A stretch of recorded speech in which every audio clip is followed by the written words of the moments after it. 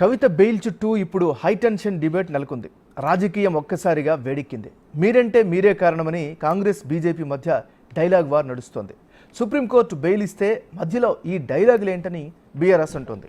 బీజేపీలో బీఆర్ఎస్ విలీనం ఇక మొదలవుతుందని హస్తం పార్టీ నేతలు సెటైర్లు విసురుతున్నారు. ఇంతకీ ఏం జరుగుతోంది?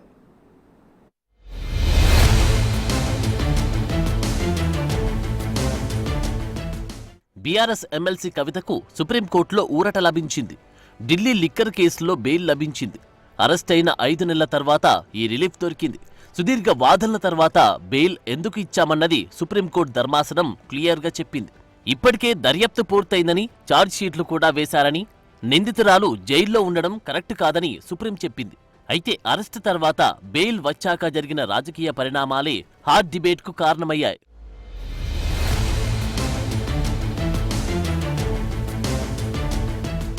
సుప్రీం తీర్పు అలా రాగానే కాంగ్రెస్ నేతలు వరుసగా బీజేపీ బీఆర్ఎస్ బంధంపై సెటైర్లు వేయడం మొదలుపెట్టారు. కవిత బెయిల్ ముందే ఊహించిందేనంటూ ఇక బీజేపీలో బీఆర్ఎస్ విలీనం త్వరలోనే మొదలవబోతుందన్న వాదనను వినిపిస్తున్నారు. ఇన్నాళ్లు ఆ రెండు పార్టీల మధ్య ఢిల్లీలో దోస్తీ, గల్లీలో కుస్తీ అన్నట్లుగా వ్యవహారం నడిచిందంటున్నారు.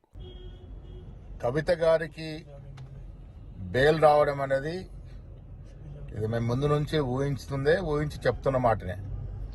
ఇన్నాళ్ళు బెయిల్ రాకుండా ఉన్నటువంటి కండిషన్స్ ఇప్పుడు ఎందుకు నిర్వీణం అయిపోయినాయి, ఎందుకు బెయిల్ వచ్చింది అనే అంశం లోతుగా ఆలోచించినప్పుడు మీకు మాకు అర్థం కావాల్సింది బీజేపీలో బీఆర్ఎస్ విలీన ప్రక్రియ ఈ బెయిల్ ద్వారా మొదలైందని చెప్పొచ్చు.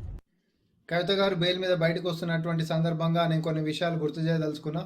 ఏడనో ఢిల్లీలో మద్యం కుంభకోణం విచారణలో భాగంగా మరి తెలంగాణ నుంచి కవిత గారి అరెస్ట్ జరిగిందే తప్ప బీజేపీ బీఆర్ఎస్ చేస్తున్నటువంటి అవినీతి అక్రమాలపైన చర్యలు ఇప్పటివరకు తీసుకోబోదు. ఎన్నికలప్పుడు మాత్రం స్వయాన ప్రధానమంత్రి గారే ఇక్కడ తెలంగాణకు వచ్చి అన్ని ఆధారాలు కూడా ఆయన టేబుల్ మీద ఉన్నాయి. ఇది ఒక పెద్ద అవినీతి కుటుంబం అని, ఈ కుటుంబం ఎంత డబ్బులు సంపాదించిందంటే దేశ రాజకీయాలకే డబ్బులు పంపించేటంత సొమ్ము ఆర్జించిందని చెప్పి స్వయాన ప్రధానమంత్రి గారే అన్నారు. ఆయన కాడ ఆధారాలు ఉంటే ఆపేటోడవడు, కానీ వాళ్ళు చర్యలు తీసుకోరు.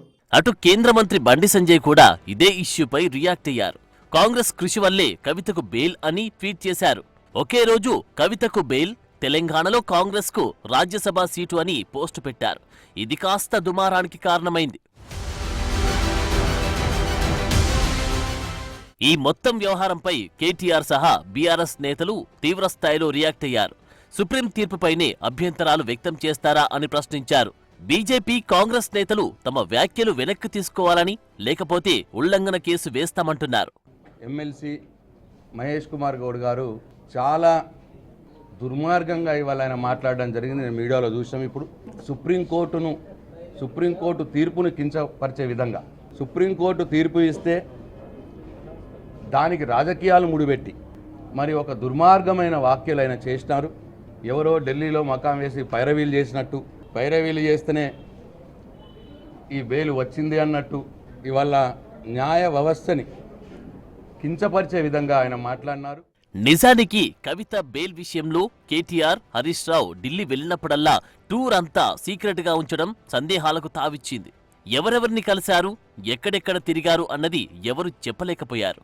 పైకి పార్టీ మారిన ఎమ్మెల్యేల అనర్హత వేటుపై న్యాయ నిపుణులతో చర్చిస్తున్నామని చెప్పినా కవిత బెయిల్ కోసమే తిరిగారన్న వాదనను కాంగ్రెస్ వినిపించింది. అయితే బీజేపీతో పొత్తు, విలీనం ప్రచారమంతా వట్టిదే అని అప్పట్లోనే గులాబీ నేతలు కొట్టిపారేశారు. ఫైనల్ గా హస్తినాలో పడిగాపులు కాశారన్న ప్రచారం వారిద్దరి ఇమేజ్ కు డ్యామేజ్ చేసేదిగా మారింది. నిజానికి బీజేపీ నేతల అసలు టార్గెట్ అరవింద్ కేజ్రీవాల్, ఆమ్ ఆద్మీ పార్టీనే అని కవిత కాదన్న టాక్ ప్రచారమైంది.